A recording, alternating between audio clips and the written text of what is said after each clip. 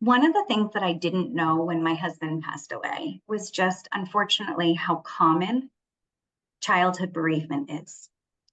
Whenever it happens as a principal or as a teacher, rightfully so, we're truly shocked. We're like to our core.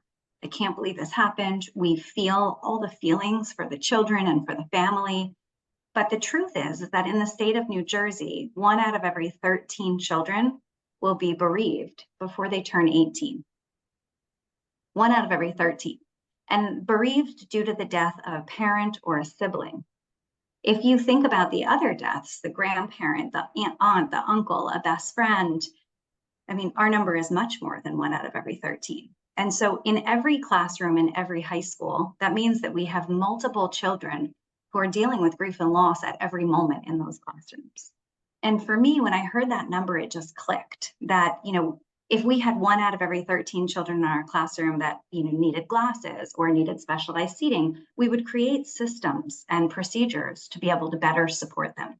And I think that's the amazing thing about educators is educators, when they know that there is a problem that exists, they figure out amazing ways to be better for their children.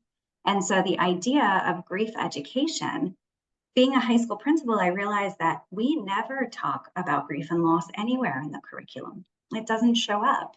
Yes, it's sort of blended into SEL, but we call it other things. We call it compassion or empathy, and those are beautiful.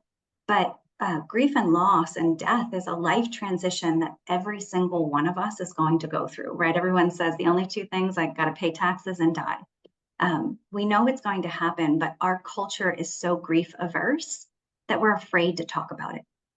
And just like all the other things that amazing teachers have tackled, we've learned to talk about sex education. We've learned to talk about our bodies in school.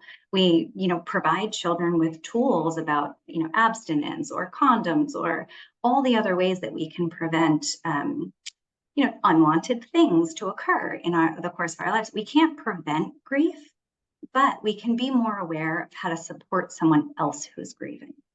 And that's really what grief education is about. It's knowing and normalizing what the experience of grieving people is and are, and how other people in our lives can show up to help this mental health crisis that has been exacerbated over the past 10, 15 years with social media and all the things.